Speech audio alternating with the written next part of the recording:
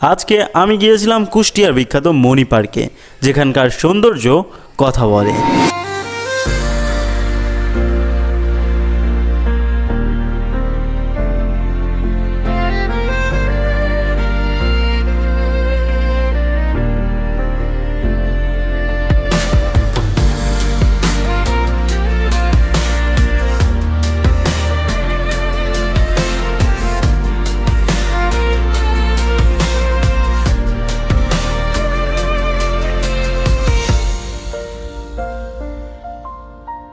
High, আমি তুষার। আপনি আমাকে চিনবেন না, আমি ঘুরতে ভালোবাসি। আজকে আমাদের গন্তব্য ছিল কুষ্টিয়ার বিখ্যাত মণি পার্ক, যেটা কিনা পদ্মাপাড়ে অবস্থিত। আমাদের যাত্রা শুরু পাবনা সদর থেকে। পাবনা এডওয়ার্ড কলেজ সংলগ্ন সিএনজি স্ট্যান্ড থেকে আমরা যাব প্রথমে টেবুনিয়া অথবা সরাসরি দাসুরিয়া। যাই হোক, আমরা দাসুরিয়ার সিএনজিতে করে মাত্র জনপ্রতি 40 টাকা ভাড়া দিয়ে যাব দাসুরিয়া, এবং সেখান থেকে আমাদের গন্তব্য হবে রূপপুর। রূপপুর থেকে যাব আমরা কুষ্টিয়া মণি পার্কে, এবং রূপপুর থেকে আপনারা যদি কুষ্টিয়া মণি পার্কে যেতে চান, সেক্ষেত্রে আপনারা মাত্র 20 টাকা গাড়ি ভাড়া দিয়ে যে কোনো লোকাল গাড়িতে অথবা বাসে টাসে চলে যেতে পারবেন। জাস্ট আপনাকে সেতুর ওপারেই নামিয়ে দিবে। তবে আমরা করি এই জায়গাটাতেই ভুল। আমরা 20 টাকার ভাড়া 100 টাকা করে দুইজন 200 টাকা দিই, যেটা আমাদের পুরো বাজেটটাকে বাড়ায় না। বাট এটা কোনো ব্যাপার না, কারণ এরকম ছোট ছোট ট্যুরে বড় বড় দুর্ঘটনা ঘটতেই থাকে। যাই হোক, আমরা যখন সিএনজি দিয়ে সেতু পার হচ্ছিলাম, তখন এইখানকার দৃশ্যটা দেখার মতো ছিল, একদম মন ভালো করে দেওয়ার মতো। যদিও প্রচণ্ড রোদ ছিল, বাট বেস্ট ছিল।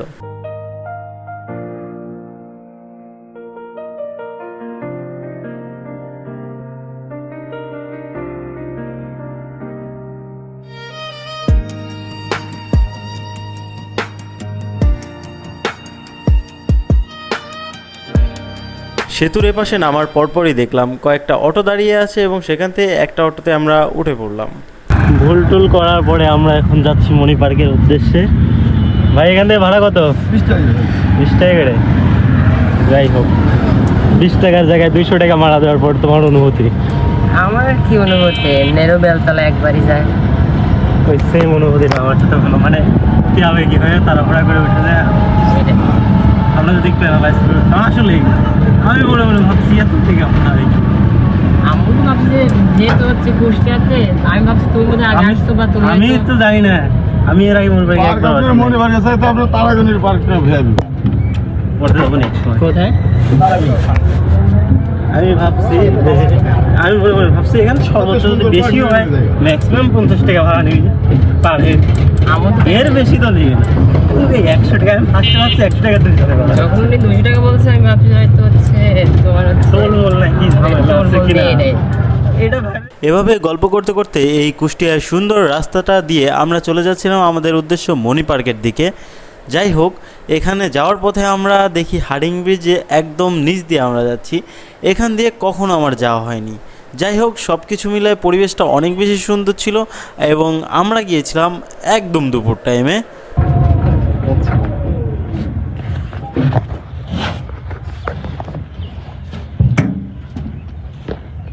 আমরা চলে আসছি মণি পার্কে for the very first time. পরে মানে অনেক দিন ধরে আসবো করে আসা হচ্ছিল না, বাট অ্যাট লাস্ট আমরা এখন আছি মণি পার্কে। বন্ধু, এর আগে আসছো তুমি, তাই না? আশা হয়েছে, বাট আই হোপ হয়তো ভিতরের পরিবেশটা আরেকটু জোস। আচ্ছা, যাই হোক, এখন একদম দুপুরবেলা, আমরা এই দুপুরেই আসছি।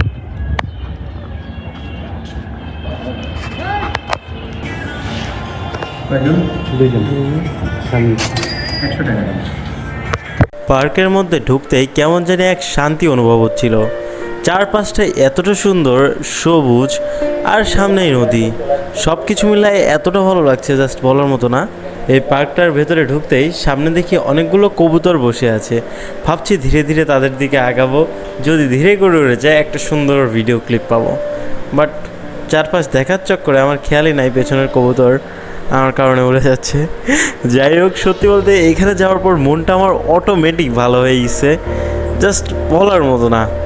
আমি বলবো কি, পাবনা বা যেখানেই হন না কেন, আপনি যদি কখনও কুষ্টিয়ায় আসেন, আপনার অবশ্যই মণি পার্ক ভিজিট করা উচিত হবে। আমার বলো না হ্যাঁ একটু ভুল হয়েছে। বন্ধু বিনে পাগল মনে বোঝাইলে বোঝে না। যদিও দুপুরের সময় ছিল, তবে অনেক লোক ছিল যারা আসলে প্রকৃতি ভালোবাসে অথবা বন্ধুবান্ধব নিয়ে ঘুরতে আসছে, এরকম অনেকেই ছিল।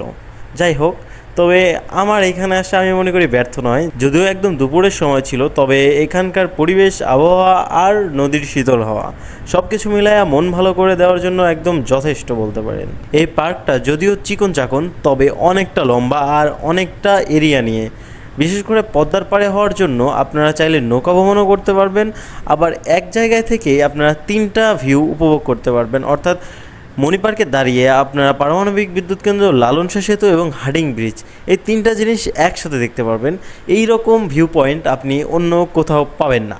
যাই হোক, সব কিছু মিলে অস্থির একটা জায়গা, অস্থির একটা প্লেস। আপনারা চাইলে এখানে ঘুরতে আসতে পারেন। মোস্ট রিকমেন্ডেড প্লেস বলতে পারেন এটা। আমার ব্যক্তিগতভাবে আমি এই জায়গাটাকে খুব বেশি পছন্দ করছি। আর আপনারা কে কোথা থেকে ভিডিও দেখছেন অবশ্যই কমেন্টে জানাবেন। আমরা মণি পার্কের পাহাড়ে উঠতেছি এখন। আর এই অবস্থা, একদম অনেক উঁচু পাহাড়, এভারেস্টের মতো। বাট এইখানে ওঠা হয়েছিল না, সব জায়গায় ঘুরলাম, এখানে উঠছিলাম না। বিষয়টা কেমন না? আচ্ছা, এই পাশে ফাঁকা স্পেস আছে, আর ওপর থেকে মণি পার্কের ভিউটা অস্থির সুন্দর। ওয়াও, এই পাশে অনেকটা ফাঁকা স্পেস। আর এখানেও দেখতেছি কাজকাম করতেছে। আর এইখান থেকে পুরো নদীর ভিউ, পার্কের ভিউ আপনারা পাবেন। তো এখানেও একবার ওঠা উচিত, জোস একটা ব্যাপার স্যাপার। এখান থেকে এই ভিউটা বেশি সুন্দর, এটুকু ফাঁকা আছে যার কারণে পুরোটা দেখা যায়।